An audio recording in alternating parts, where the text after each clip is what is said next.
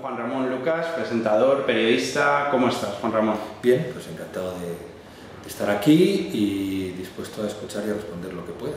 Encantado de que me hayas recibido y de tenerte. Y la primera pregunta que quiero hacerte, Juan Ramón, es ¿quién es Juan Ramón Lucas? Tantas veces me hago yo esa pregunta. Un periodista, supongo, un ciudadano, en orden inverso. Ciudadano, periodista, un tipo que intenta vivir la vida de la manera más serena y lúcida posible, intensa también, y que, como cualquier ser humano, pues tiene miedos, tiene expectativas, tiene alegrías, tiene amigos, y en mi caso tengo moto. Que no es poco.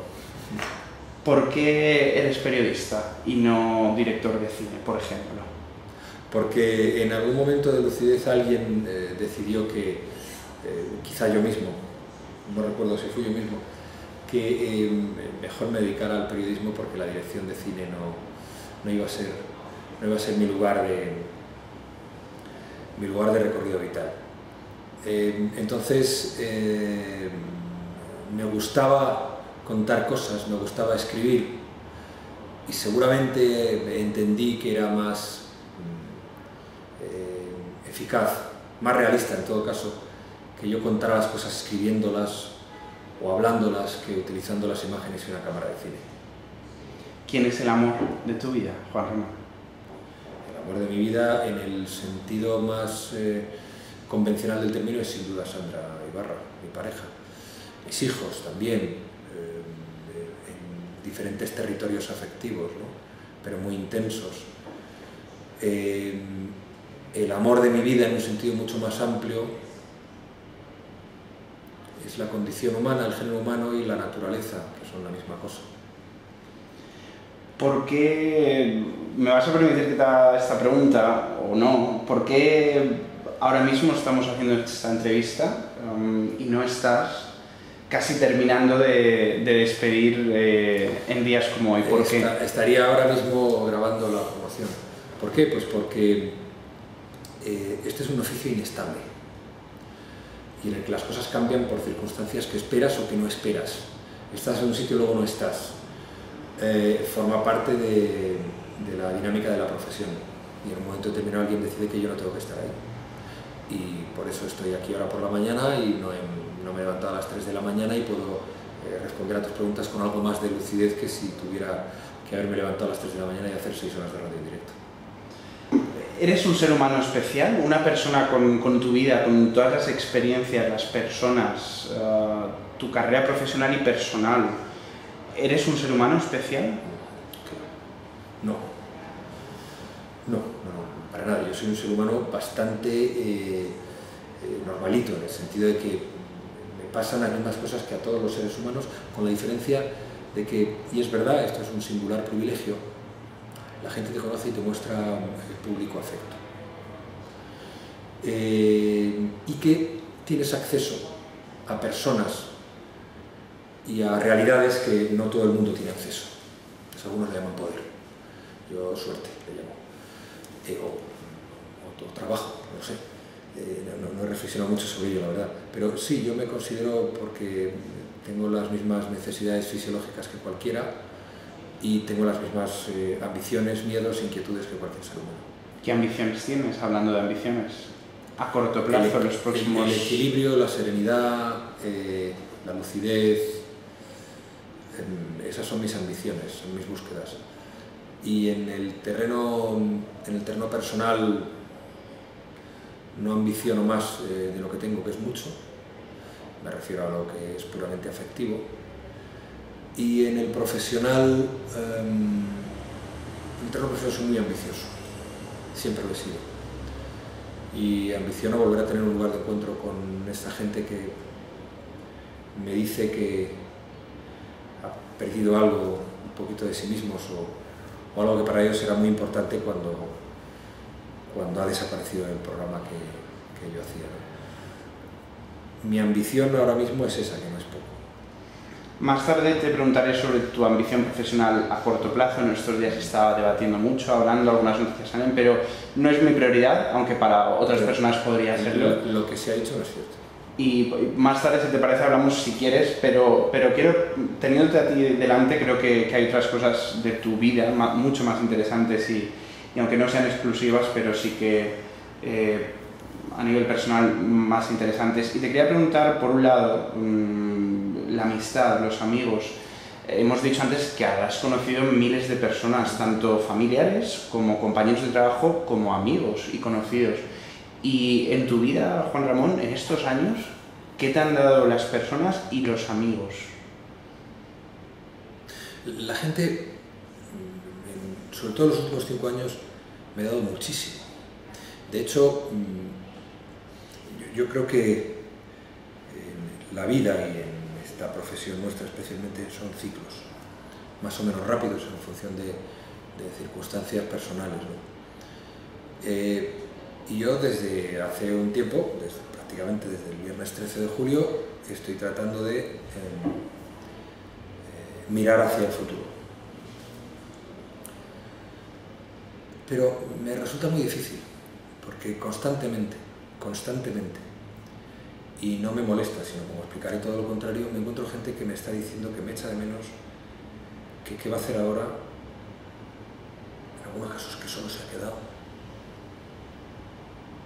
Y eso me provoca una cierta melancolía, me resulta grato, y me lleva a una sensación compartida con todas estas personas de pérdida, con lo cual me resulta más difícil cerrar el ciclo. Con esto lo que quiero decir es que lo que yo recibo de la gente es fundamentalmente afecto, y lo que me gusta recibir de la gente es afecto y crítica. También hay críticas, pero me gustaría que fueran más.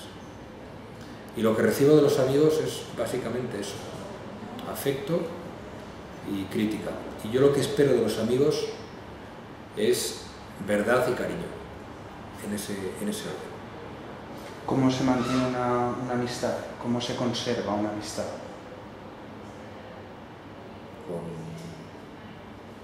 Con lealtad y afecto, supongo.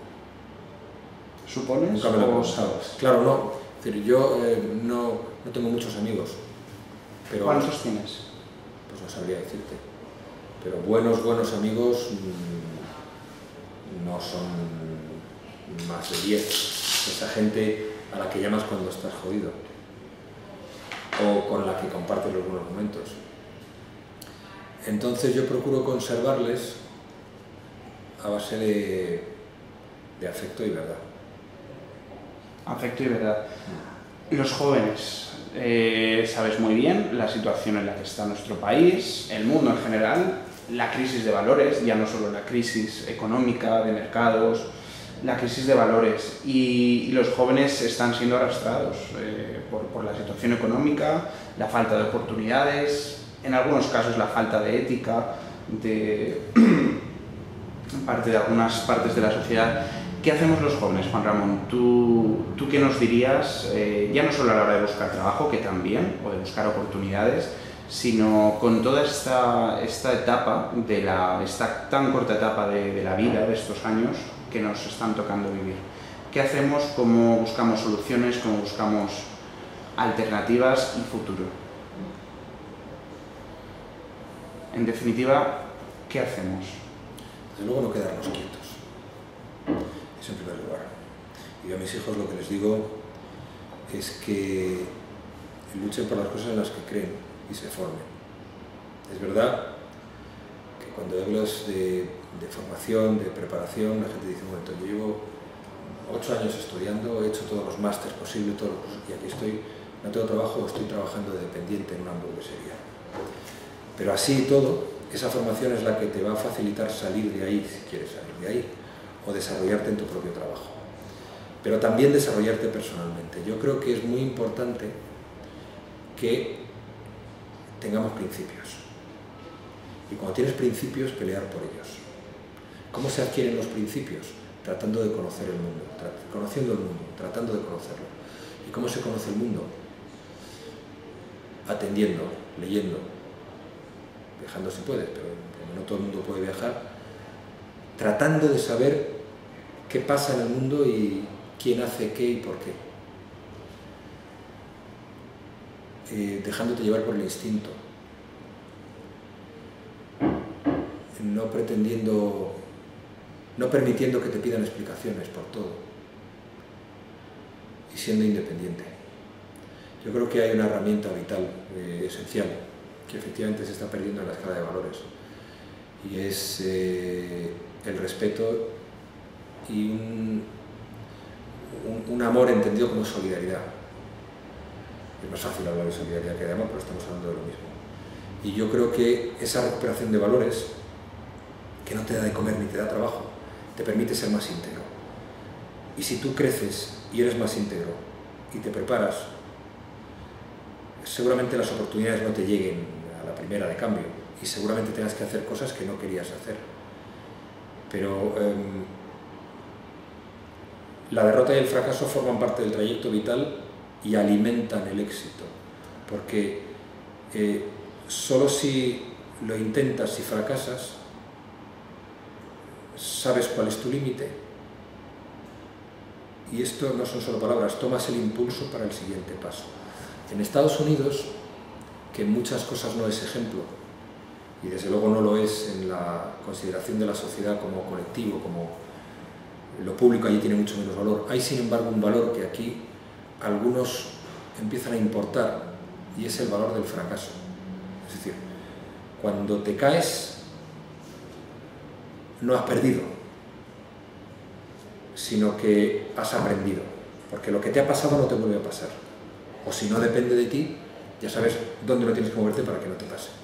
Pero la cultura del fracaso aquí es interpretada como la cultura de la derrota, y fracaso no es sinónimo de derrota. Y yo creo que eso es decir, la formación profesional e interior y ese concepto del fracaso como parte del camino hacia lo que quieres conseguir, me parece que son elementos con los que uno puede empezar a manejarse bien. El hombre habla, el periodista escucha, los políticos hablan, los líderes actúan. ¿Qué te parecen estas dos frases que te provocan? Me parece que son tópicas, que no responden a la realidad. Los tópicos son herramientas que utilizamos para explicar algo que no entendemos y normalmente se explica bastante mal. Los políticos, la gente habla, los periodistas escuchan, los periodistas deben escuchar, pero también deben hablar, y si no hablan los periodistas escribiendo o hablando, no tiene sentido el trabajo que hacemos. Los políticos hablan, acaso demasiado, pero debemos ser cuidadosos con la consideración pública global del político, porque es verdad que ellos se lo han currado, pero los políticos no son intrínsecamente malos, y lo que hacen es básico en el juego democrático, porque son la gente a la que nosotros vamos a representar. Entonces hay que tener cuidado con los tópicos en todos los sentidos. Entonces esas frases, bueno, pueden ser ingeniosas, utilizadas por alguien en un momento determinado o sacadas de contexto, pero no me parece que todo junto, tal y como me lo has dicho, tenga un sentido. Has mencionado la palabra democracia o democrático. La democracia que tenemos en España en el actual siglo XXI es de calidad, No hay ninguna democracia de calidad, ninguna. Porque otra cosa es que tengamos que acabar con el sistema. Yo tengo mis dudas, en realidad creo que no. Quiero decir que no soy un antisistema, pero la democracia como la entendemos ahora es muy limitada. Y probablemente el desarrollo que cabe en este contexto no es muy superior, pero hay que avanzar.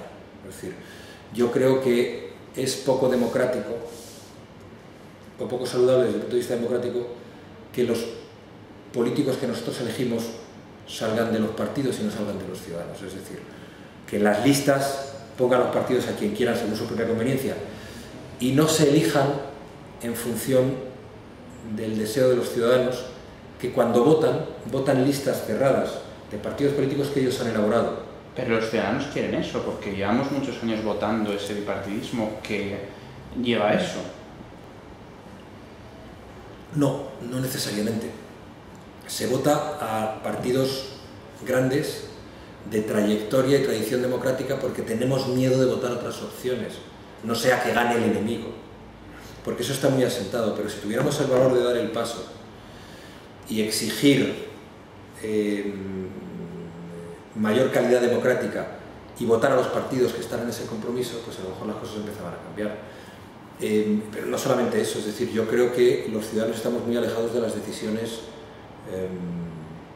que nos afectan, aunque las tome el Parlamento, porque creo, como he dicho en una reciente entrevista, que además hay un poder que no controlamos ni siquiera en las democracias más saludables, que no sé muy bien cuáles son, y es el que maneja las influencias y el de las altas esferas. El dinero, sí, eso que llamamos altas esferas, que yo creo que hay movimientos, que eso no es calidad democrática. Yo creo que el sistema es el que es, y es el menos malo de los posibles, el que elijamos a nuestros representantes y que haya un Parlamento que nos representa.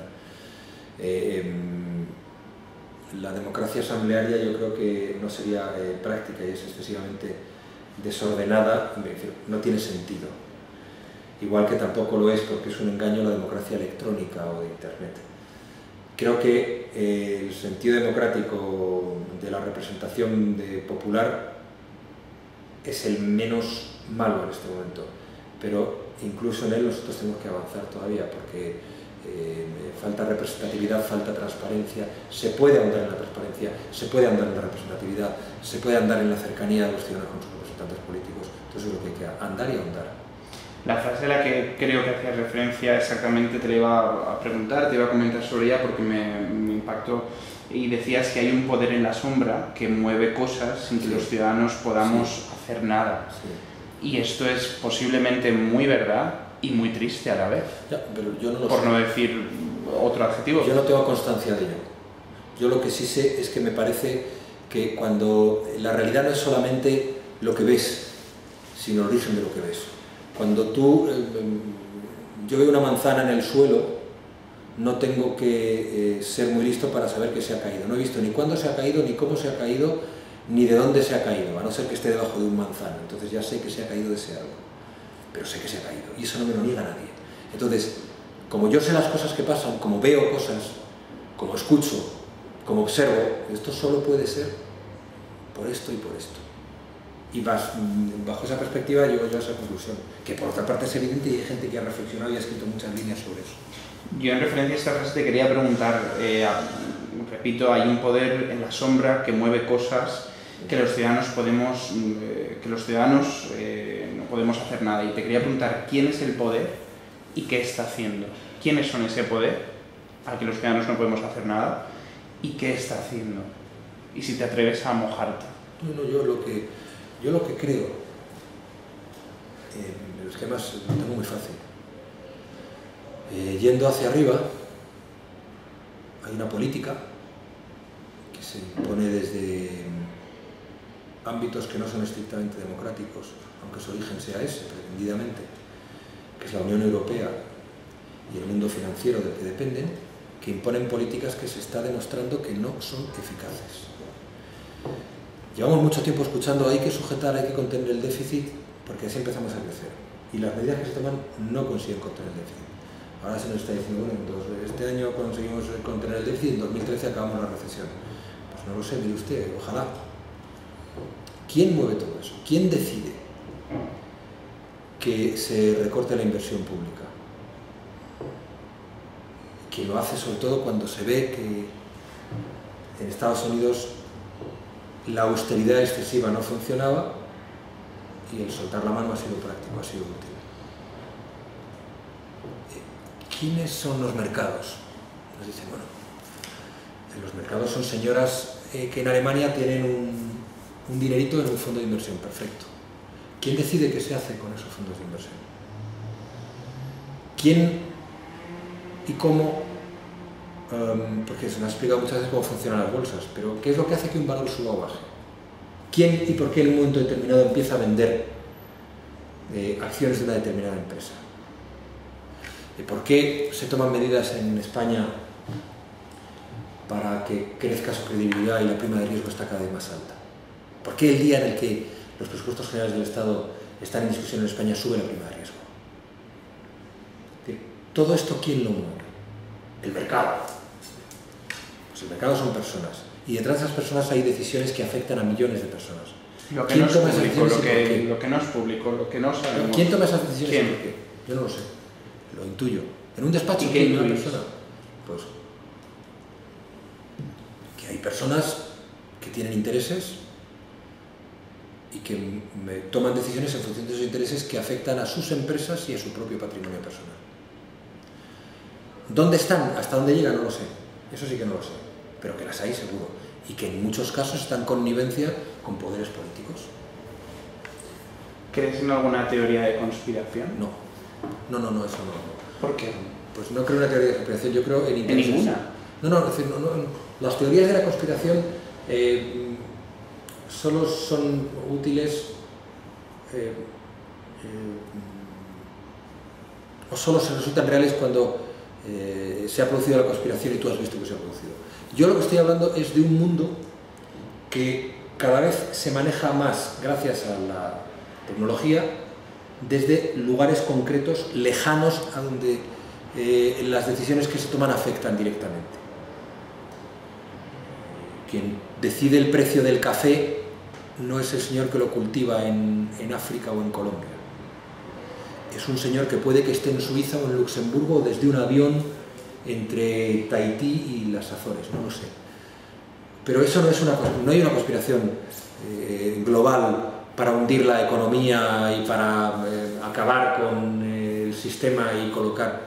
Yo no creo en esas conspiraciones. O sea, yo creo que hay movimientos que pueden ser más o menos amplios, pero no creo que haya un diseño global de esta crisis y que vaya respondiendo a pasos concretos y calculados. Esa parte queda clara, pero me refiero ya a nivel global, ya no solo de la crisis, sino a muchas escalas y niveles y temas y eventos diferentes en la historia, tanto reciente como no tan reciente. Sí, bueno, tú puedes planificar una determinada operación, claro. Y eso quiero saber, tú como periodista y como persona y ciudadano, por ejemplo, sin ir más lejos, el 11M, el 11S, asesinato de Kennedy y así tantas otras teorías sí.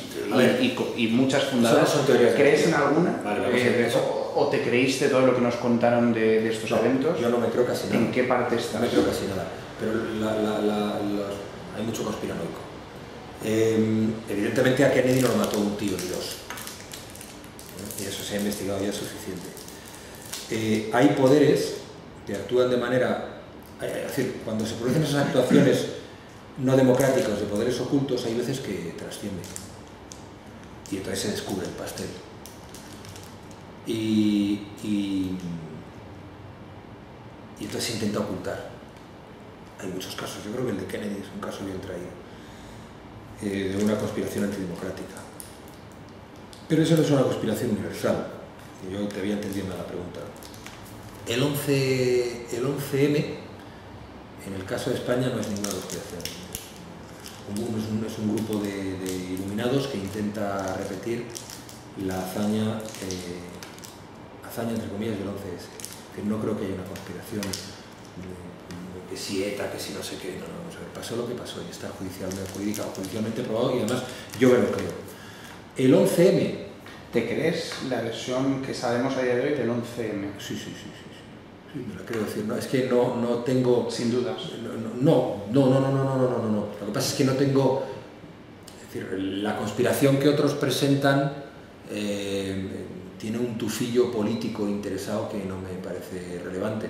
Es decir, lo cual no quiere decir que me crea a pie juntillas todo, pero es bastante verosímil. Igual que el 11S. ¿El 11S es bastante verosímil? Yo el 11S tengo más dudas de lo que pasó de verdad, pero lo que desde luego no creo que sea una conspiración urdida en Estados Unidos o en el mundo occidental. Pero yo creo que Occidente lleva mucho tiempo sin darse cuenta de lo que estaba pasando en el mundo árabe, en ningún sentido. Y que había gente que estaba siendo armada, curiosamente, por los propios Estados Unidos, porque le interesaba en un momento determinado. Todo el mundo sabe a estas alturas que Bin Laden trabajaba para Estados Unidos, en los tiempos que Afganistán era ruso y le venía muy bien a Estados Unidos. Ellos alimentaron el monstruo creció. Y hay mucho dinero en un mundo que está no solamente distanciado, sino profundamente irritado con Occidente. Y eso tiene mucho que ver con que haya gente muy poderosa, que tiene mucho dinero, capacidad de hacer daño y ganas en ese ámbito en ese mundo árabe, que además se apoya en una base social enorme, que siente como una agresión cualquier política que lleva a Occidente, Estados Unidos a la cabeza, en los últimos 25 o 30 años. Occidente ha propiciado las dictaduras en todo el mundo árabe, cuya liberación, entre comillas, hemos celebrado en los últimos años. Somos responsables, por inacción en muchos casos. En España tenemos el caso más cercano. Lo que le pase a los saharauis es responsabilidad de los españoles en gran medida. Entonces, hemos creado ese caldo de cultivo de una manera irresponsable. Y eso ha estallado en un momento determinado porque había alguien que tenía capacidad de encender la mecha y quería provocar algo más. ¿Quién está realmente detrás? Yo creo que hay una frontera, y es que no creo que un país occidental esté detrás. Pero también puede ser que fue tan eficaz, tan brutal y tan bien hecho aquel 11S en el sentido terrorista del término, que yo desde luego no creo que fueran, como sí sucedió en el 11M, un grupo, una célula aislada con capacidad de matar, porque se formó a gente, porque se hizo con mucho tino y mucha precisión terrorista, insisto. Y lo del 11M era mucho más sencillo, era colocar bombas en vagones. ¿Y cambiaron los resultados electorales? Sí, cambiaron los resultados electorales. Y hay gente que incluso... No si lo cambiaron, que es evidente que sí, me refiero a si era el objetivo también. No creo. Yo no lo creo. Voy a romper un poco mi propio esquema de las preguntas que te quería hacer ahora a continuación, y te voy a hacer una... ¿Cómo, Juan Ramón, tú que eres experto en entrevistar y en el campo del periodismo, cómo se consigue que el entrevistado realmente te responda a las preguntas que tú quieres saber, que sea transparente y que se moje? Porque en tu caso, por ejemplo, y en el mío, yo estoy detrás de la cámara, tú estás delante, yo soy un personaje no conocido, tú sí lo eres. ¿Cómo yo consigo que tú, las siguientes preguntas, por ejemplo, al menos... No te voy a decir cómo tienes que hacer la entrevista. No, pero ¿cómo consigo que la persona pueda llegar a atravesar esa barrera? Dialogando, preguntando. Es decir, cuando yo me planteo una entrevista, me planteo cómo es el personaje, qué quiero saber de él y qué 2 o 3 ideas clave quiero sacarle. Entonces hay gente que utiliza la técnica de apretar. Y eso puede ser útil en un momento determinado. Pero yo nunca empezaría una entrevista apretando, porque entonces pones a la defensiva al entrevistado y ya no sacas nada de él. La forma de hacer una buena entrevista es crear un clima de diálogo, de tú a tú, en la cual el entrevistado sienta que el que está con él no es alguien que le está haciendo las preguntas que tiene el guión, sino que tiene capacidad de dialogar y que sabe de él. Y el entrevistador lo que tiene que tener clarísimo es qué quiere sacarle y no tener prisa, o sea, no dejar que se te escape. Pero si pregunta algo que a ti no te ha quedado claro, siempre repreguntar. Y si pregunta algo que te mete en un camino en el que a ti hay algo que te interese, seguir por ese camino. Y si ves que provoca rechazo, rebobinas, vuelves a andar, pero no rompes el hilo completamente. Ya volvería a ese camino en otro momento. O sea, tienes que tener claro qué le quieres sacar y el cómo te lo va a dar el tono de la entrevista que tú seas capaz de crear, porque tienes que crear un clima de diálogo. Entonces, no tienes, bueno, le tengo que preguntar, vamos a ver, yo creo que, no me acuerdo a quién, sí, tuve la oportunidad de entrevistar en la radio de Rubalcaba cuando estaba en plena vigencia el asunto del Faisán. Y entonces, claro, pero son situaciones especiales. Yo podía empezar la entrevista por otras cosas, pero él sabía que yo le iba a preguntar por eso, por tanto no sería sorpresa. Entonces, ¿cómo hacer la sorpresa? Pues como hizo Iñaki Gabilondo en aquella famosa entrevista a Felipe González. Buenos días, presidente de la universidad. ¿Montó usted los GAL? Entonces yo estaba Rubalcaba, y buenos días, buenos días, ¿ha montado usted la operación Faisán? No fue esa la pregunta porque la operación Faisán era la... Pero bueno, la pregunta fue muy directa y en esa línea, no recuerdo exactamente cuál fue.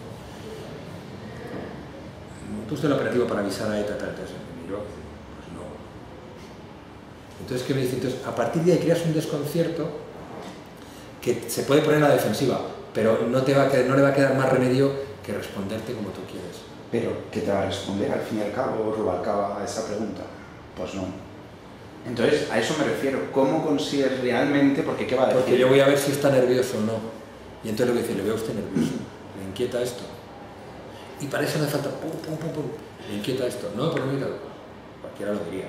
Entonces lo dejas un momento y lo vuelves. Volviendo a lo de antes, que es que a mí me ha quedado esa duda. Y lo vuelves a alterar. Tienes que jugar con el ánimo del entrevistado. Jugar con el ánimo. Sí.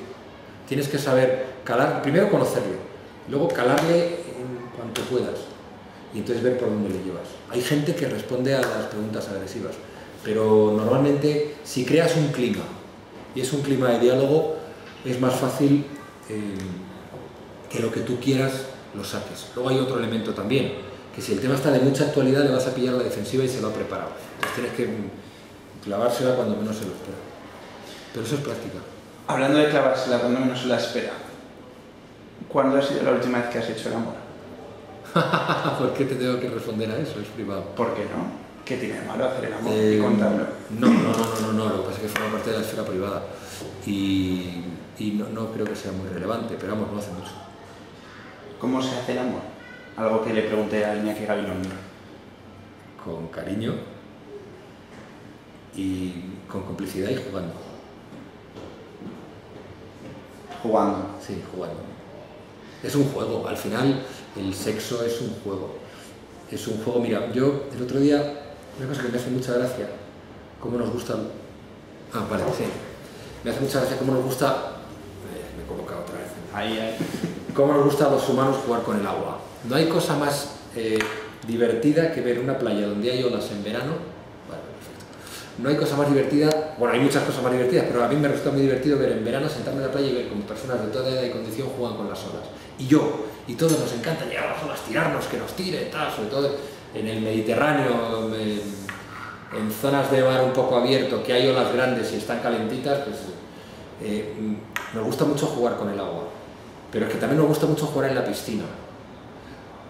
Los adultos, hay situaciones en las que no volvemos a recuperar nuestra condición, volvemos a recuperar nuestra condición de niño, y una de ellas es esa. Yo creo que el sexo es también un territorio de juegos en el que debemos descubrir, inventar, reírnos y disfrutar. Son juegos un poco más adultos, ¿no? Pero no deja de ser algo que nos conecta con la infancia, que nos conecta con lo auténtico de nosotros mismos. Con lo más natural, quizá, Sí, ¿no? Con lo más... Sí. Hablando de la naturaleza, que a veces es muy bonita y a veces no lo es, quería preguntarte cómo se lucha contra el cáncer, o la leucemia, o otra enfermedad. Investigando. Como dice Sandra Ibarra, cuando conozcamos el origen de los cánceres, sabremos cómo acabar con ellos. Tomando conciencia de que las personas que tienen la enfermedad, los pacientes de cáncer, necesitan de nosotros. Necesitan de nuestro ánimo y de que seamos capaces de inyectarles ánimo positivo. La terapia más eficaz contra el cáncer es el optimismo. A ver, no quiero decir que siendo optimista te cures del cáncer, pero es mucho más fácil recorrer el camino con la quimio, con los sistemas que hay de curación, con las terapias o los protocolos, si no tiene una actitud positiva. ¿Por qué? Primero porque, por alguna razón que no lo sé, pero estadísticamente funciona, hay científicos que lo niegan porque dicen que no está demostrado. empíricamente, cuando tienes una actitud positiva, vives como paciente la vida con más intensamente, con más ganas,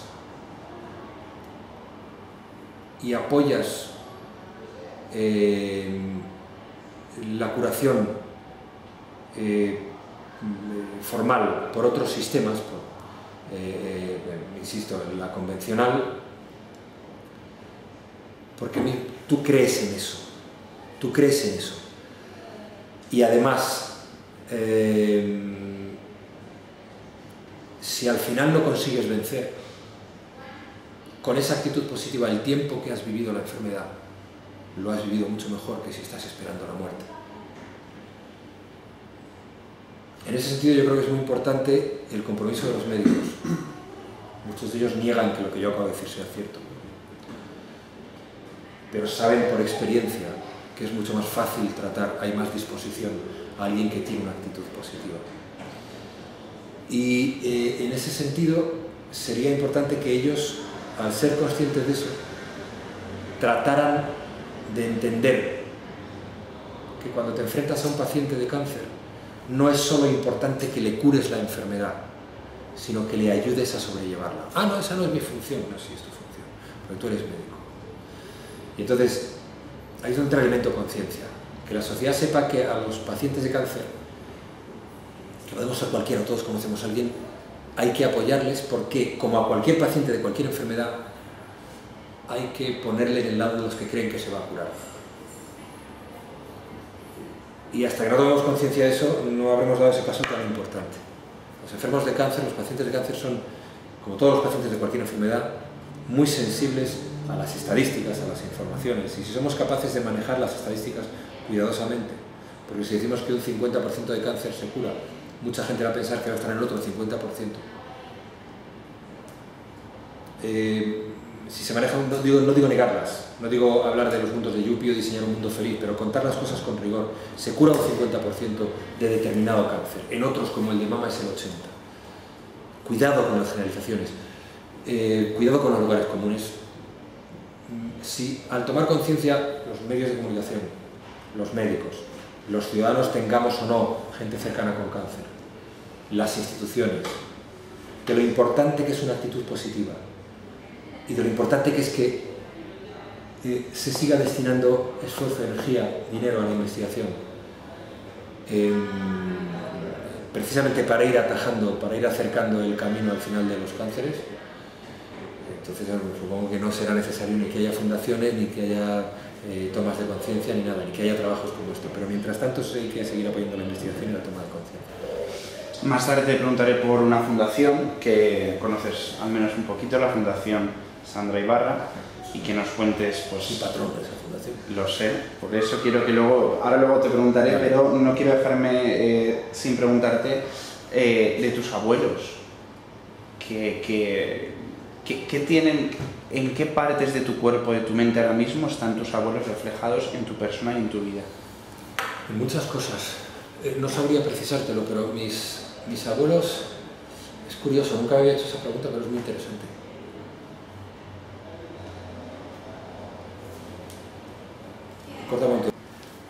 Hay que confesar que te has tenido que ir y has vuelto. No me había hecho esa pregunta nunca, pero sí hay. Yo tengo estoy profundamente orgulloso de mis orígenes.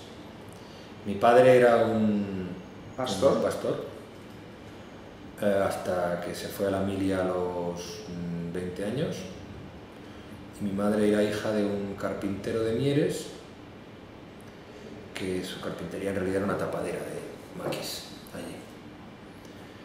allí. Los dos han conocido las penurias, y muchas.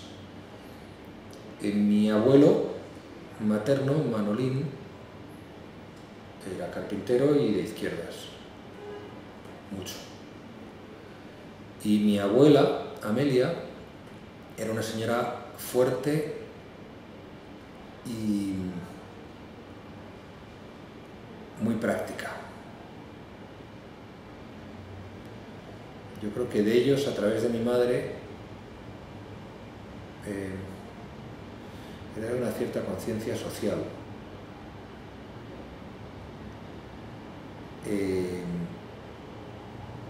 Yo recuerdo muchas conversaciones con mi abuelo, que era muy gamberro. Jugaba mucho con nosotros, se escondía cuando nos sacaba a pasear y nos asustaba y tal. Sobre la democracia, la izquierda. Él en sus últimos años era muy de Felipe González. Nunca había sido socialista, no fue militante del Partido Socialista nunca.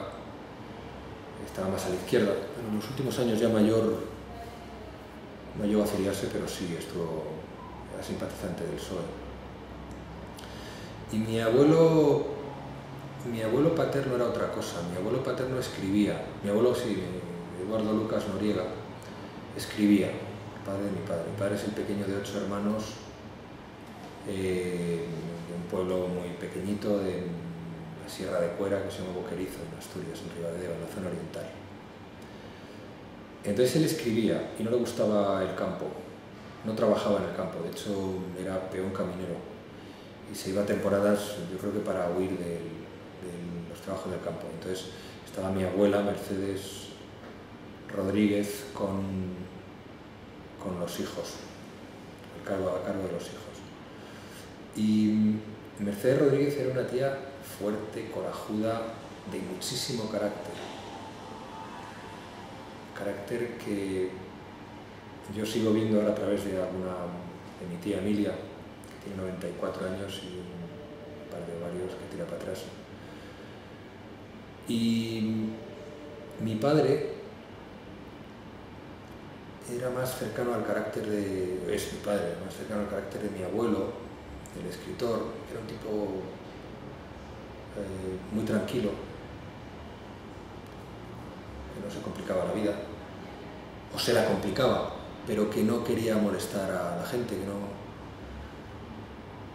Y también era bastante pragmático, pero eso, le gustaba mucho leer y escribir, y él aspiraba a que sus hijos tuvieran cultura más allá de las ovejas y las vacas. Lo consiguió.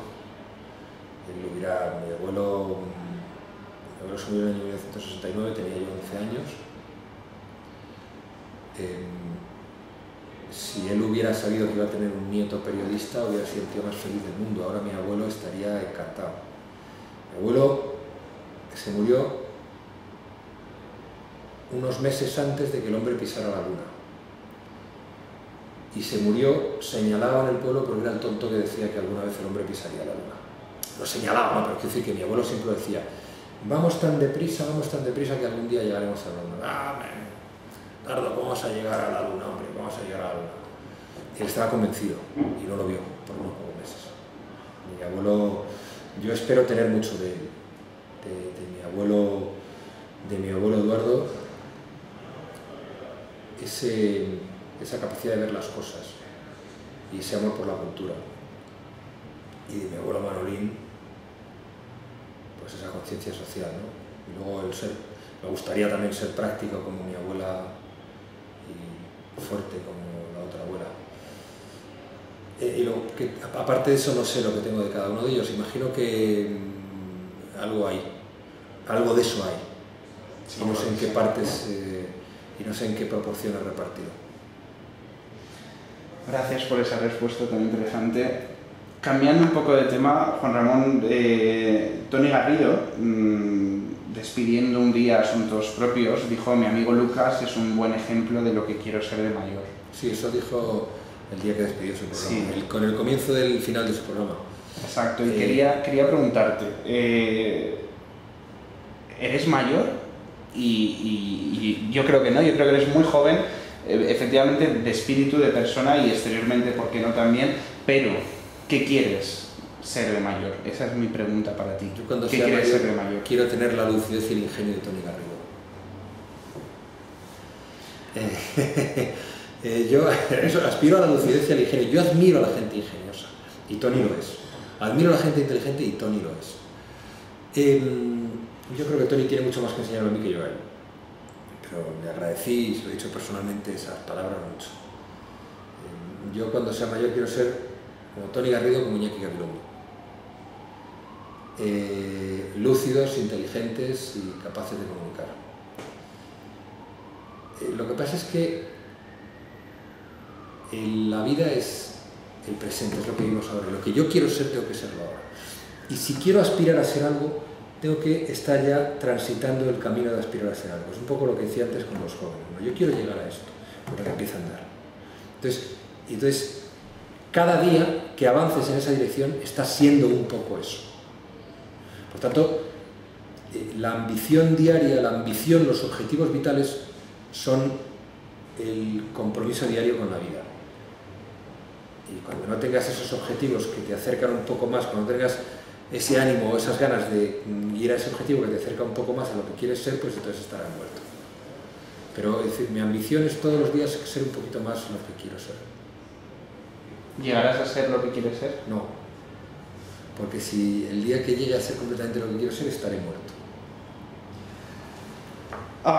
Siempre quiero decir, a ver, joder, yo no me puedo quejar de cómo soy y de lo que hago y de cómo vivo, ¿no? Y de lo que tengo. Pero cuando me refiero a eso, me refiero más en el sentido de que la vida se está viviendo en un constante vivir el presente y ambicionar algo, aunque solo sea ambicionar la serenidad, el equilibrio y ser mejor persona. Y el día que hayas dicho yo soy perfecto y esto es, ya tengo todo lo que quiero, y entonces te metes en la cama o te tiras a un puente. Lo cual es absurdo. Se acaba todo.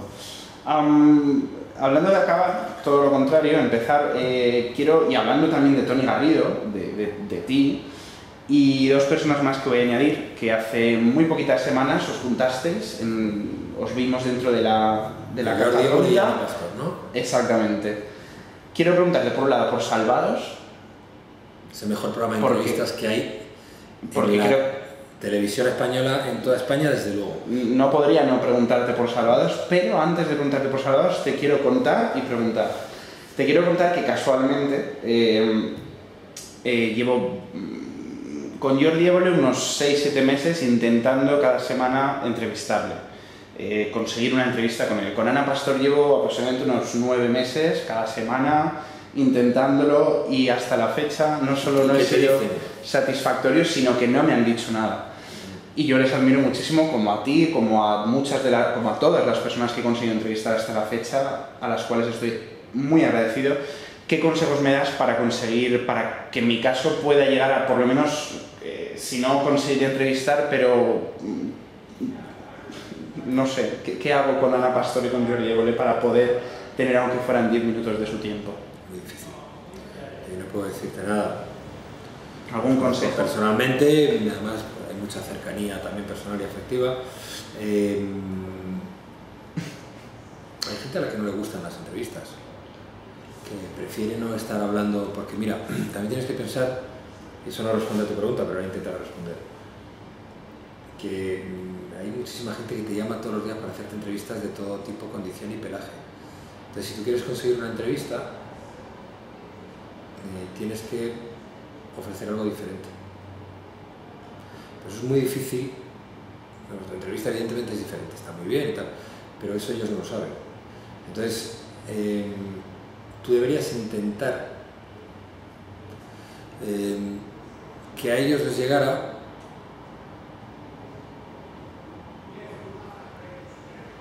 algo que fuera diferente a cualquier entrevista. En esta vida y en tu vida, ¿qué dos o tres prioridades tienes? Brevemente. El equilibrio y la felicidad de los que están a mi alrededor. El equilibrio personal y la felicidad de los que están a mi alrededor. Explícame qué es la Fundación Sandra Ibarra. Pues es la leyenda personal, como diría Pablo Coelho, de una persona excepcional, que es Sandra Ibarra, que tuvo que renunciar a su carrera de modelo porque tuvo leucemia y luego una recaída otra vez, y que al final, como las cosas le estaban llevando allí, pues montó la fundación. Y entonces la fundación se dedica a captar fondos para dotar becas de investigación, y se dedica también a participar en actos públicos y a difundir a través de entrevistas pues un mensaje positivo frente al cáncer, un mensaje que afecte, como antes decía, a los propios pacientes, a los medios de comunicación y al estamento médico, entre otros, a las instituciones, a los gobiernos. Ella, por ejemplo, está pretendiendo que entre en los objetivos del milenio el cáncer, o que los partidos políticos introduzcan el cáncer en sus propuestas de gobierno, que haya un plan nacional contra el cáncer. Y luego, en el terreno más cercano de lo que hoy es la comunicación directa, que es la cosa del marketing moderno, pero que nosotros lo llevamos haciendo mucho tiempo, ella desde luego muchísimo tiempo antes de que supiera lo que era el marketing, que sabe bastante de eso, y es hablar con la gente y tratar de ese mensaje positivo transmitírselo a la gente con la que habla, que es mucha a lo largo del día, afectados por la enfermedad o que tienen algún familiar que es paciente. De tus padres aprendiste, entre otras muchísimas cosas, la utilidad de saber siempre dónde estás, quién eres y de dónde vienes. Sí. Y yo te quiero preguntar, por lo que hablamos anteriormente, te quiero preguntar a dónde vas. Y te quiero preguntar concretamente, Juan Ramón, conseguiré o no, tampoco me interesa muchísimo. Como te comento antes, hay otras cosas, hay muchísimas cosas mucho más interesantes de tu persona, pero te quiero preguntar, Juan Ramón, ¿qué vas a hacer con tu carrera profesional? Se dice que te han dado varias propuestas, se dice que estás barajando, y me gustaría saber si puedo conseguir... Se dice mucho, pero todo lo que no diga yo no vale. No vale, porque se dicen muchas imbecilidades. Y yo no entro a desmentirlas porque algunas me parecen muy divertidas, pero no entro a desmentirlas porque si entrara a desmentir todo lo que se dice, me llevaría mucho tiempo. Claro, yo no quiero que desmientas, me gustaría, sí, bien. Si es posible, que nos adelante. Hay unos cuantos proyectos, lo que pasa es que no puedo adelantar porque bueno, pues están puliéndose y como hay otras partes con las que todavía tenemos que cerrar, pues no. Pero es verdad que se circunscribe en el ámbito de la televisión y en todos los ámbitos posibles. Hay proyectos para públicas, para privadas, para autonómicas. Y en todos ellos, pues bueno, yo tengo una productora que se dedica a elaborar formatos, ponerlos en antena, producirlos y tal, y en esta productora ahora, en compañía de otras productoras y en diálogo con televisiones privadas y públicas, y digo públicas en plural, están en marcha varios proyectos que probablemente empiecen a cristalizar a partir del mes de enero. No antes, aunque alguno incluso podría venir antes, pero es difícil. Debatir te gustaría, ¿verdad? Sí, pero televisión. A ver, es curioso porque hay alguien que ha dicho que se me ha ofrecido por Televisión Española un debate, eso es falso. Nadie me ha ofrecido ningún debate, nadie me ha ofrecido nada. Es decir, ¿no te han ofrecido nada? Lo que yo tengo en marcha son propuestas a televisiones que ellos aceptan o no. Pero a ti no te han ofrecido nada. A mí de llamarme y decirme, oye, ¿por qué no te vienes a tal? Pues espérate que piense. No. Colaboraciones, escribe algo, vente a la tertulia, tal cosa de esas. Pero decir, oye, vente aquí a formar parte de este proyecto, no. No, y todo lo que hay, por eso digo que me hace mucha gracia todas las tonterías que se dicen. Todo lo que hay es o propuestas que ya estaban en marcha hace tiempo, o propuestas nuevas que surgen de ideas que nosotros tenemos y ponemos sobre la mesa de televisiones tal, y dicen, pues venga, vamos a estudiar esto. Salvados, brevemente, dime algo de Salvados. A mí me fascina Salvados, porque Jordi tiene una capacidad única para sorprenderme. Y me sorprende con las preguntas, con los quiebros, con lo bien que lleva las entrevistas, me sorprende con cómo se las plantea y la naturalidad con que lo hace. Porque además Jordi Évole no imposta, es como es. Y eso es fantástico, eso es lo que intentamos todo. Entonces, bueno, pues desde una... no puede haber más modestia de medios. Es sentarte a hablar con alguien en un exterior, ni siquiera es un decorado. Sin embargo, consigue unos diálogos que son maravillosos. Entonces, bueno, a mí me parece que es el mejor programa de entrevistas que se está haciendo aquí y probablemente de los mejores que se hagan en Europa. Y no sé si en el mundo, porque quien nos gana en esto habitualmente son los sajones, tanto los norteamericanos como los británicos. Y Jordi es muy británico en el sentido de la acidez que tiene, el sentido del humor que le pone y cómo le da la vuelta a las cosas para pillar en bragas al entrevistado. Es muy bueno, es muy bueno. ¿Y por qué, Juan Ramón? Yo no voy a entrar en valorar, tú hazlo si quieres, pero esto es una realidad. ¿Por qué tenemos 20 horas aproximadamente semanales de Sálvame y aproximadamente 1 hora de Salvados? Nombres tan parecidos, programas tan diferentes y número de horas muy sencillo, tan diferentes. ¿Por qué? Porque se contempla la televisión desde realidades distintas, desde miradas distintas. La televisión como máquina de hacer dinero, como producto que comercia con cualquier contenido que sea rentable. Y en el caso de Salvados, que resulta también rentable, es una apuesta por otro tipo de contenidos. No ganar dinero a cualquier precio, sino ofrecer calidad, apostando porque la calidad va a ser rentable a medio y largo plazo. Son dos conceptos de televisión. La televisión de Ligadillo siempre ha funcionado y había gente que creía que dejaría de funcionar, pues no deja de funcionar, pues porque a la gente le gusta llegar y ver las miserias de los demás, y más en tiempos de miseria, pero cuando tú ofreces un producto de calidad, de altura, y con dosis de humor, de cercanía, de temperaturas suficientes como para acercarte a la gente, no será tan masivo, pero va a funcionar. Ya digo, son dos conceptos de televisión. La televisión rentable a corto plazo, que ese corto plazo lleva siendo muy largo, pero sigue siendo rentable a corto plazo. La televisión que mira a la audiencia en el día a día, bueno, vamos a mover esto porque esto tal y esto igual. Y luego está la televisión, o por lo menos el formato televisivo. Todas las televisiones quieren ganar dinero, son empresas privadas esas en ese caso. La televisión que busca también la rentabilidad económica, pero ofreciendo calidad, porque quien está haciendo esa televisión tiene un concepto diferente. Ahora con las fusiones se diluye un poco más eso, pero confío en que influya positivamente en los contenidos de esas televisiones más propicias a hacer una programación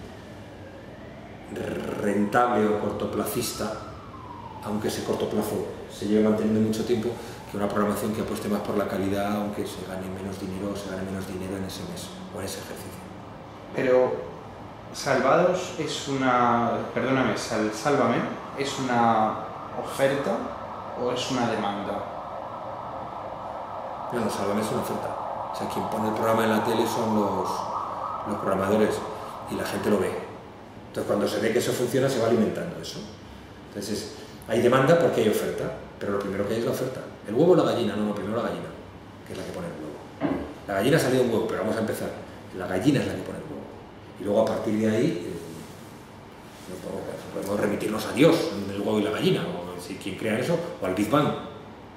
Pero en el caso de la televisión, quien hace la propuesta, porque parte de un conocimiento previo que ese tipo de televisión funciona, porque hubo un día un programa que se llamaba Tómbola en el que funcionaba eso, entonces van elaborando el formato en función de los gustos de la gente. O sea que todo efectivamente se intercomunica, pero primero es la oferta, primero es la responsabilidad del programador. Intentando hilar oferta y demanda, Salvados y Sálvame, te quiero preguntar, Juan Ramón, ¿a quién has votado en las últimas elecciones de este país? El voto es secreto. ¿O no? ¿O no? Pero yo no respondería... Yo siempre voto... Mira, durante muchos años en la radio nadie ha sabido que votaba. No voy a romper eso ahora. Pero lo que sí te digo es que siempre voto a quien me ofrece garantía de honestidad y es generoso y solidario en sus planteamientos. Yo no soy una persona conservadora. Puedo serlo en determinadas actitudes. o hay alguien que puede considerar que mi posición es conservadora. Pero mi opción de voto siempre ha sido la mía. Claro, ya te digo, la gente puede suponer quién voto, pero yo tengo una proyección pública y todavía quiero hacer cosas públicamente que prefiero no decirlo. Pero vamos, cualquiera que me conozca se puede imaginar, yo lo he dicho, opciones que no sean muy conservadoras o conservadoras y opciones que sean solidarias, generosas y de amplio espectro. Teniendo eso en cuenta, yo imagino personalmente que no votarás al bipartidismo por lo que hemos hablado en esta entrevista. He votado en muchísimas elecciones y he votado muchas cosas, siempre en esa dirección. Pero siempre procuro que cuando las cosas van bien se mantengan y cuando van mal cambien. Lo cual no quiere decir que haya votado al PP en las últimas elecciones. Ni al PSOE. Sí ni que no. Ni al PSOE. A lo mejor tampoco me gustaba el PSOE, ni el PP, ni ninguna fuerza convencional y he votado a los... no lo sé. Pero prefiero no. No, sí lo sabes, pero no, obviamente hay que respetar, claro que sí, que no... Que sí sé a quién he votado, pero no lo veo. Por supuesto. Te lo preguntaré también de otra forma. ¿Es sano el bipartidismo? ¿Estás a favor del bipartidismo? No, yo lo he dicho antes, yo estoy a favor de la pluralidad y trabajo en la pluralidad. Me parece que cuantas más opciones haya mejor. El bipartidismo constriñe la posibilidad de los ciudadanos de expresarse. Y sobre todo cuando los partidos que protagonizan, los dos partidos, no han hecho ni la más mínima intención, no han dado la más mínima muestra de querer cambiar la situación. Asturias, ¿qué tiene Asturias? Todos lo sabemos, pero de ti, ¿qué tiene Asturias? La vida, el origen, la raíz, para mí es muy importante. Has estado, digamos, en los últimos días, última semana y media, has estado, se podría decir, en un lugar X, supongo yo, de reflexión. Sí, en el Camino de Santiago. De descanso, ya lo dices tú. Y bueno, el Camino de Santiago, con eso se dice todo. ¿Qué te has llevado del Camino de Santiago? ¿Qué te has llevado de esos días de desconexión y de conexión con la naturaleza y contigo mismo y las personas que quieres? Enseñanza. Enseñanza es autoconocimiento. La sabiduría es la capacidad de conocerse y controlarse. Y me llevo a sabiduría. He seguido aprendiendo. Y aprendiendo en un contexto muy diferente. Mira, yo siempre procuro buscarme espacios de silencio y soledad, porque es lo que me da energía y me permite conocerme y reaccionar ante las cosas y vivir. Entonces he encontrado mucho silencio y mucha soledad en el camino, o la compañía de algún amigo de cuatro patas con quien me entiendo mucho sin hablar, de manera intuitiva, como se entienden los seres vivos.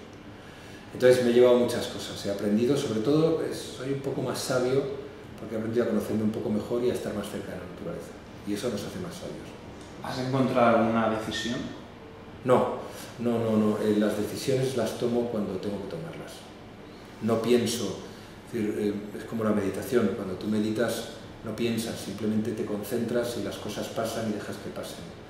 No tomas decisiones, las decisiones las tomas antes o después. Es verdad que sí aprendes a apreciar qué es lo que tiene valor para ti, porque es lo que te viene constantemente. Pero no, en el Camino de Santiago no decido nada. Ni cuando me tomo tiempo para mirarme al interior decido nada, lo decido después. Perdóname o no, ¿te has vendido alguna vez? No. Hombre, hay gente que piensa que por cobrar tu trabajo te vendes. Pero no me he vendido ninguna vez, o sea, nadie... ¿Nunca?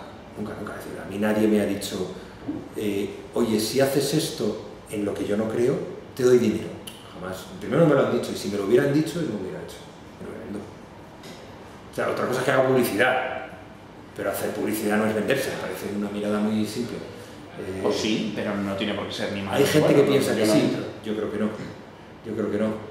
Porque si yo hago publicidad de un determinado producto, no me comprometo a hablar bien de ese producto siempre. Lo hago. Y ya está, y no me planteo más cosas porque yo estoy muy tranquilo conmigo mismo. Es decir, ese equilibrio entre lo que tengo que hacer, lo que debo hacer y lo que quiero hacer, es lo que yo me planteo todos los días y lo tengo muy trabajado. ¿De qué te arrepientes? Dime que de algo sí que te arrepientes. Me arrepiento de las cosas buenas que he dejado de hacer por pereza. Me arrepiento de muchas cosas que he dejado para el día siguiente, entonces han perdido su valor. De lo que he hecho en la vida, de las decisiones que he tomado y que me han conducido por donde me ha conducido la vida, me arrepiento de muy pocas, porque todas he aprendido. Ya te digo que si me arrepiento de algo es de no haber hecho algo por pereza. Te voy a enseñar una imagen, dime si quieres qué te parece y si la puedes mostrar a la cámara. Sí. 15M. Pues yo creo que es el principio de una convulsión social que aún sigue golpeando nuestra conciencia y debe seguirlo haciendo mucho tiempo. Aunque tengan un déficit de organización, pero siguen estando ahí para recordarnos que las cosas no están bien. ¿Has entrevistado al expresidente José Luis Rodríguez? Siendo expresidente, no. Siendo presidente, ahora sí. Expresidente, y te haría miles de preguntas, pero te voy a hacer una. ¿Fue un error de los españoles elegirle como presidente? No. A ver, es un error la historia porque en un momento determinado hayamos tomado una decisión que afecta a eso y esa historia nos ha dañado. No, es la historia. Es decir, la vida es algo que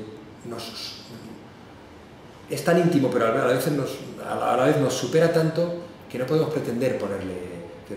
Hay una canción que yo lo digo siempre, yo soy pesado en eso, pero bueno, a lo mejor alguien que ve esto no lo ha oído nunca, pero hay una canción de John Lennon que se llama Beautiful Boy, que la escribió para su hijo, creo que para Julian, y que dice en un momento determinado, la vida es lo que nos pasa mientras estamos busy making other plans, ocupados haciendo otros planes. Entonces, la vida es lo que nos pasa mientras estamos ocupados haciendo otros planes. Lo que hay que hacer es atender. Nosotros hacemos planes, prevemos, pero la vida no es lo que acabamos de vivir, aunque nos enseñe, porque lo que acabamos de vivir lo recordamos, lo tenemos presente como algo condicionado, objetivamente condicionado por la memoria, y la memoria nos puede fallar a medida que pasa el tiempo. Y lo que va a pasar ahora va a pasar. Podemos calcularlo, podemos aprender, pero el futuro nos sirve para ejercitar la posibilidad de cálculo y luego ver si somos intuitivos y si acertamos o no. Y el pasado para aprender. Pero la vida es el presente, es ahora mismo, es esto.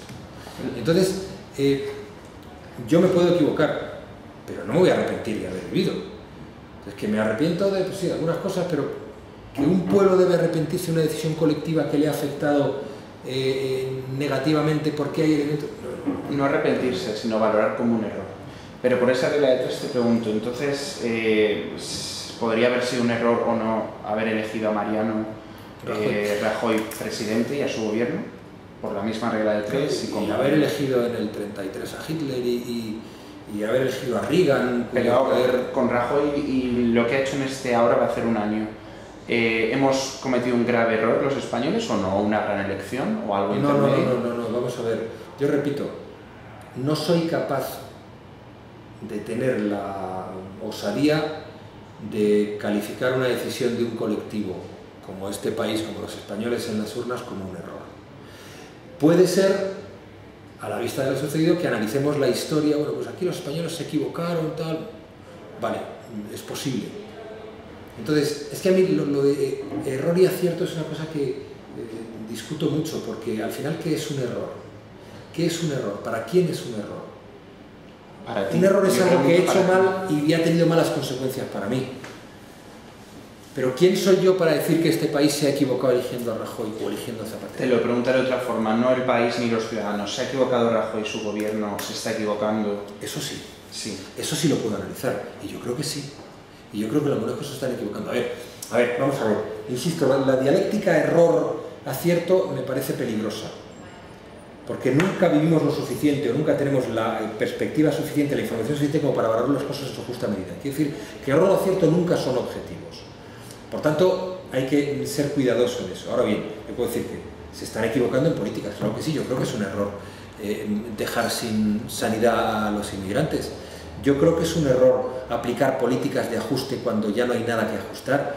Yo creo que es un error no mirar otros territorios de los que sacar dinero, pero que implicarían irritar a colectivos poderosos. Es decir, pero en Galicia no creen que ha sido un error. No, Galicia en Partido Popular ha perdido. Ha perdido 140.000 votos con respecto a las últimas elecciones. Pero ha ganado. Lo que pasa es que ha ganado la mayoría absoluta porque los otros se han difuminado y luego porque es verdad que entre gran parte de la población gallega existe la idea de que Núñez Feijóo es un buen administrador. De hecho, él ha sorteado la crisis con bastante más éxito que lo puede hacer Rajoy o que lo han hecho otros presidentes autonómicos. No quiero decir que su política sea la perfecta, pero me parece que allí se han tomado decisiones, o que él ha tomado decisiones que han sido más eficaces que otras decisiones que están tomando a nivel de España por parte del gobierno de Mariano Rajoy. Juan Ramón, Twitter, ¿qué te ha dado? A mí, aparte de unos cuantos disgustos, es una ventana para conocer la realidad de mi país y de la gente con la que me relaciono a través de mi profesión. ¿Lo valoras como una herramienta sí, globalmente positiva? Indispensable para un periodista. Indispensable. En unos días hay un número que se acerca en tu vida. 2 de noviembre. Sí. Y con él un número... 54 años. Exactamente. ¿Cómo llevas estos 50? Bien, muy bien. Muy bien. Físicamente estoy mejor que hace 20 años. ¿Te da miedo envejecer? No, pues es el proceso natural. La popularidad o la fama, como se dice, ¿cómo es la vida de Juan Ramón? ¿Cómo es tu vida cuando sales? Ese simple hecho, el salir a la calle, el andar... Hombre, igual supongo que no, pero me refiero el ser una persona pública. ¿Cómo nos puedes explicar? ¿Cómo es? Yo salgo a la calle y no tengo ningún fuera de otra forma problema de sentido, pero tú sales y ¿cómo es tu vida? Pues si fuera de otra forma sería un gilipollas. Y yo procuro no ser un gilipollas. Cuando la gente te dice que lo haces todo muy bien y que qué bien y cómo te queremos y cómo te echamos de menos y tal, pues tener tendencia a olvidarte de quién eres. Recuerda que eres mortal, le decían, y ahora hablo de memoria, no recuerdo qué emperador. Tenía alguien detrás que siempre se lo decía, recuerda que eres mortal, recuerda que eres mortal. Recuerda que eres mortal. Por mucho que la gente te quiera, que seas conocido, que te den mesa en los restaurantes, que te faciliten la vida por ser conocido, eres como tu padre, como tu madre, como tus abuelos, como tus hijos. Eres un ciudadano.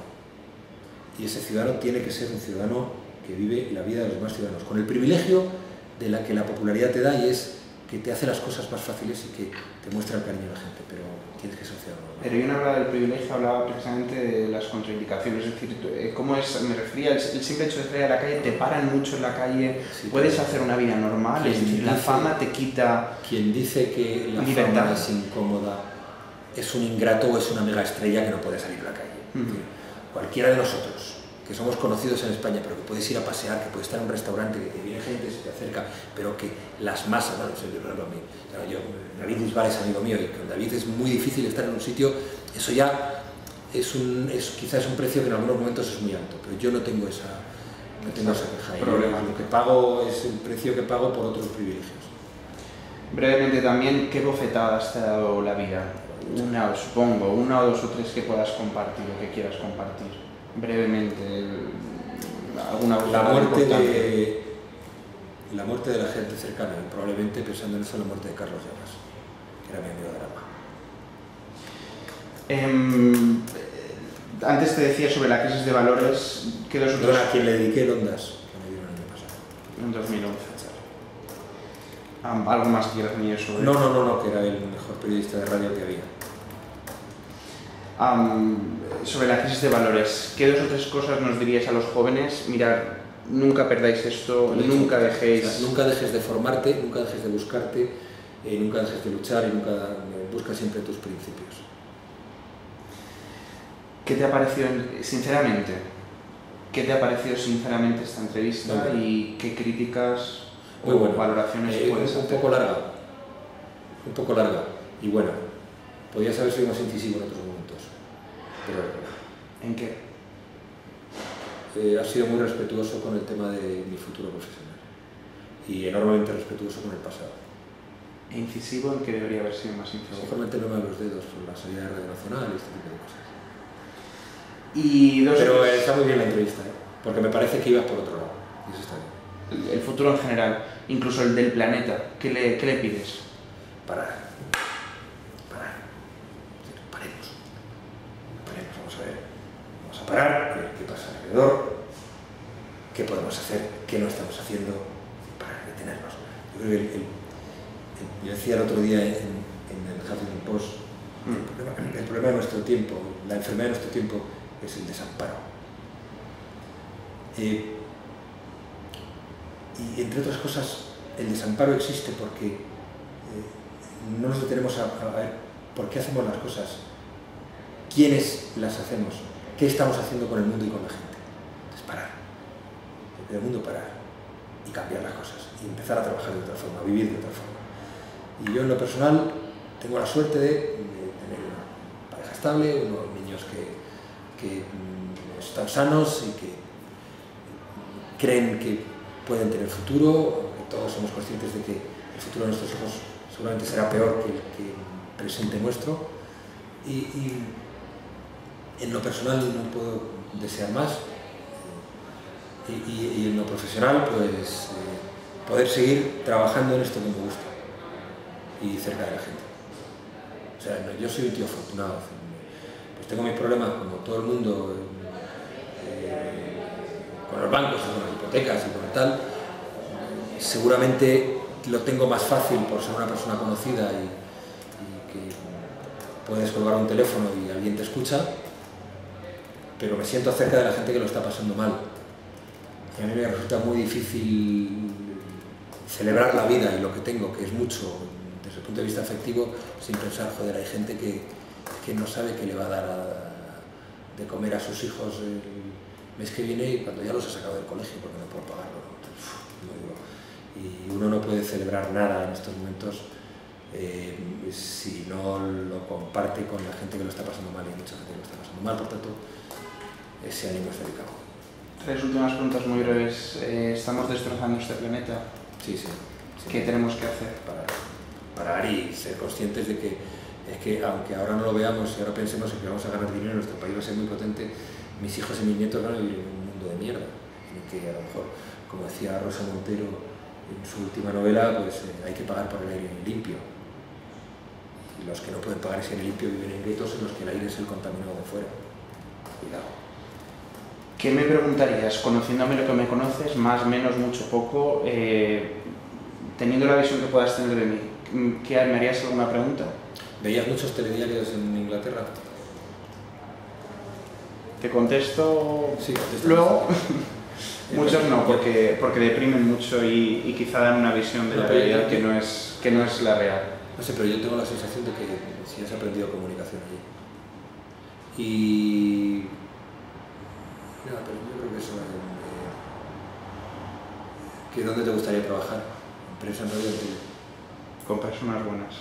Esa es una buena respuesta. Y la última pregunta, Juan Ramón. ¿Cuál es el sentido de esta vida? Vivir el presente. No sabes por qué estás aquí.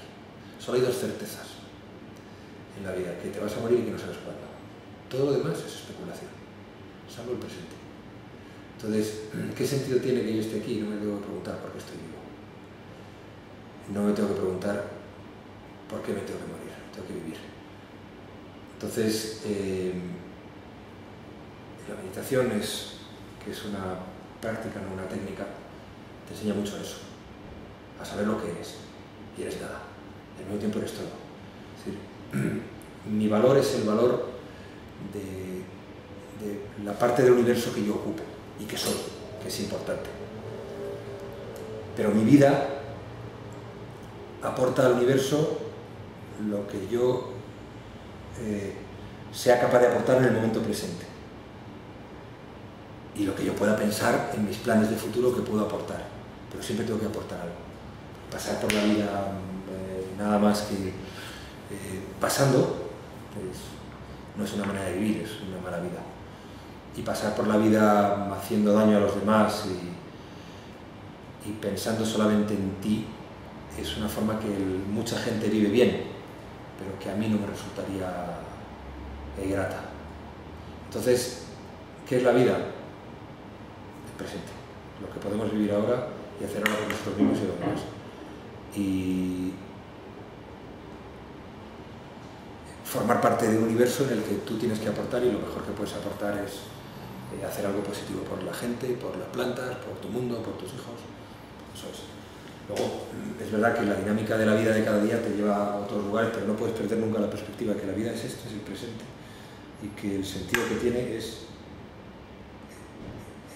ninguno y todo, que formas parte de un todo que es la naturaleza, y que estás aquí no para hacerte preguntas, sino para hacer cosas. ¿Quiénes somos? ¿De dónde venimos? ¿A dónde vamos? Como decía Siniestro Total, estamos solos en la galaxia acompañados. Claro, el hacernos preguntas sobre nuestro origen es lo que nos permite conocernos a nosotros mismos.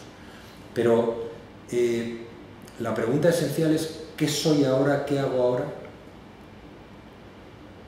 Y hacerlo. Y hacerlo. Y a partir de ahí, pues sí, mi trabajo es informar. El trabajo de los científicos es preguntarse por qué pasan las cosas, ¿vale? Pero la vida, lo que íntimamente vivimos cada uno de nosotros es el presente y la conciencia de que somos parte del universo y hay que actuar como tal, en consecuencia. No sé si es un poco complicado a lo mejor, pero quizá requeriría más desarrollo.